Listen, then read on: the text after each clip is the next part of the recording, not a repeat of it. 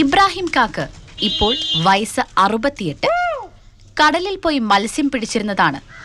1993 മീൻ വിൽപ്പനയിലേക്ക് തിരിഞ്ഞത്. പുലർച്ചെ കാവും കുട്ടയുമായി നേരെ കടപ്പുറത്തേക്ക്. അവിടെ നിന്ന് മീനെടുത്ത് കിലോമീറ്റർ നടന്ന് മീൻ വിൽപ്പന. 30 വർഷത്തിനപ്പുറം അത് ഇന്നും തുടരുന്നു.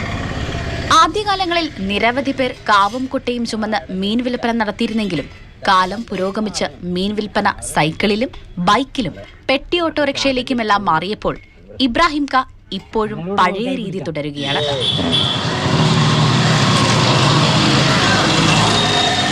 കൂരിക്കുഴി കടപ്പുറത്ത് നിന്നുള്ള മത്സ്യം മാത്രം വിൽപ്പന നടത്തുന്ന ഇബ്രാഹിമിന്റെ വിളി കാത്ത് മീൻ വാങ്ങാൻ നിൽക്കുന്നവരും ഏറെയാണ്. നാടൻ മത്സ്യമായതുകൊണ്ട് വില ഇത്തിരി കൂടുമെങ്കിലും ആളുകൾ ഇബ്രാഹിമിനെ കാത്തിരിക്കും. പിന്നെ ഇയാൾ നമ്മുടെ സുഹൃത്തും കൂടിയാണ്. അപ്പൊ ഇയാൾ പറയണ കാലത്ത് നിൽക്കും. എന്നാലേ വില കൂടുതലേ പറയുള്ളൂ എപ്പോഴും. കമ്പനി കടവിൽ നിന്ന് മത്സ്യമെടുത്ത് ചന്ദ്രാപിന്നി എത്തുമ്പോഴേക്കും ഇബ്രാഹിം മത്സ്യങ്ങൾ വിറ്റഴിച്ചിട്ടുണ്ടാകും. അതിക്ക് മുന്നേ വെള്ളത്തുമൊക്കെ സൈക്കിളേ കിട്ടില്ല. പിന്നെ 3-4 പെൺപിള്ളേരല്ലേ, 4 പെൺപിള്ളേര് അവിടെ കെട്ടിക്കും. ഭാര്യയും 4 പെൺമക്കളും അടങ്ങുന്നതാണ് ഇബ്രാഹിമിന്റെ കുടുംബം. ഈ തൊഴിലെടുത്ത് തന്നെ 4 പേരെയും കെട്ടിച്ചയച്ചു. 6 സെന്റ് സ്ഥലത്ത് ഷീറ്റ് മേഞ്ഞ വീട്ടിലാണ് ഇബ്രാഹിമിന്റെ താമസം. ആവതുള്ള കാലത്തോളം ഈ തൊഴിൽ തുടരാനാണ് ഇബ്രാഹിമിന്റെ ആഗ്രഹം.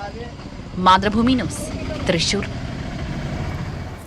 ലിഷോയി നമുക്കൊപ്പുണ്ട്. ലിഷോയി, കാവും കുട്ടയും എന്ന് പറഞ്ഞാൽ തന്നെ ഇതെന്ത് സംഭവം എന്ന് ചോദിക്കുന്ന ഒരു കാലത്താണ് അല്ലേ? കുട്ടയുമായിട്ടിപ്പോൾ മീനൊക്കെ വിൽക്കാൻ വരുന്ന ആളുകളൊക്കെ ഇപ്പോഴും നമ്മുടെ നാട്ടിലുണ്ട്. പക്ഷെ ഇങ്ങനെ ഈ രീതിയിൽ വരുന്ന ആളുകളെ അപൂർവമായി, അതാണ് ഞാൻ നേരത്തെ പറഞ്ഞത്, ചിലപ്പോൾ വല്ല ചിത്രങ്ങളിലോ അല്ലെങ്കിൽ സിനിമകളിലോ ഒക്കെ കണ്ട് പരിചയിച്ചതാണ്. അപ്പോൾ ഇത്രയും വർഷമായി അദ്ദേഹം ഈ ജോലി തുടരുന്നു. അദ്ദേഹം അതിൽ സംതൃപ്തനുമാണ്. വളരെ സ്നേഹത്തോടെ അദ്ദേഹത്തിൻ്റെ സുഹൃത്തുക്കളൊക്കെ തന്നെ അല്ലേ അദ്ദേഹത്തിൽ നിന്ന് തന്നെ മീൻ വാങ്ങും എന്നൊരു നിർബന്ധ ബുദ്ധിയുള്ളവരുമുണ്ട്. അപ്പോൾ വളരെ സന്തോഷത്തോടെ മുന്നോട്ട് പോകുന്നു ഇബ്രാഹിം കായുടെ ജീവിതം അല്ലേ?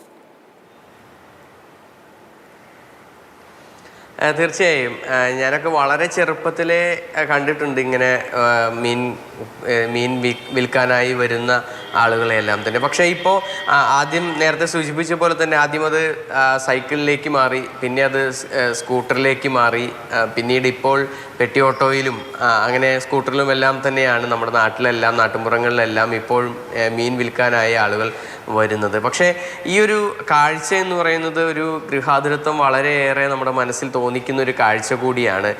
കൂടാതെ ഈ സാധാരണഗതിയിൽ പലപ്പോഴും ട്രോളിംഗ് എല്ലാം നടത്തി ദിവസങ്ങളോളം പഴക്കമുള്ള മീനാണ് പലപ്പോഴും നാട്ടിൻപുറങ്ങളിലാണെങ്കിൽ പോലും നമ്മുടെ ഹാർബറിലൊക്കെ എത്തി അവിടെ നിന്ന് ഐസൊക്കെ ഇട്ടാണ് അവിടേക്കെല്ലാം നമ്മുടെ നാട്ടിലേക്ക് എല്ലാം തന്നെ എത്താറുള്ളത്. പക്ഷേ ഈ ഇബ്രാഹിം കാ എന്ന് പറയുന്നത് ആ കുരിക്കുഴി ബീച്ചിൽ നിന്ന് അല്ലെങ്കിൽ തൊട്ടടുത്തുള്ള ഈ വള്ളം അടുപ്പിക്കുന്ന ഇടങ്ങളിൽ നിന്നെല്ലാം തന്നെ മീൻ വാങ്ങി അവിടെ നിന്നും സ്വന്തം ഈ ചുമലിലേറ്റി അല്ലെങ്കിൽ തോളത്ത് ഈ ഒരു കാവും കുട്ടയും വെച്ച് അങ്ങനെ കൊണ്ടുവന്നാണ് ആളുകളുടെ അടുത്തെല്ലാം എത്തിക്കുന്നത്. അങ്ങനെ കൊണ്ടുപോകുമ്പോൾ ഒരു പ്രത്യേക ഒരു ആത്മബന്ധം കൂടി ഓരോരുത്തരുമായി ഉണ്ടാകുമെന്നുള്ളതാണ്. കാരണം എല്ലാ ദിവസവും ഇവർ തമ്മിലുള്ള നാട്ടുവർത്തമാനവും വീട്ടിലെ വിശേഷങ്ങളും എല്ലാം പറഞ്ഞുകൊണ്ട് ഈ മീൻ വിൽപ്പന നടത്തുമ്പോൾ ഓരോ വീട്ടുകാരുമായും ഇത് വാങ്ങുന്ന വീട്ടുകാരുമായും ഒരു ആത്മബന്ധമുണ്ട് അദ്ദേഹത്തിന്. എന്തായാലും നമ്മൾ ഇപ്പോഴത്തെ തലമുറയ്ക്ക് ഒരുപക്ഷെ ഒരിക്കലും കാണാൻ കഴിയാത്ത അല്ലെങ്കിൽ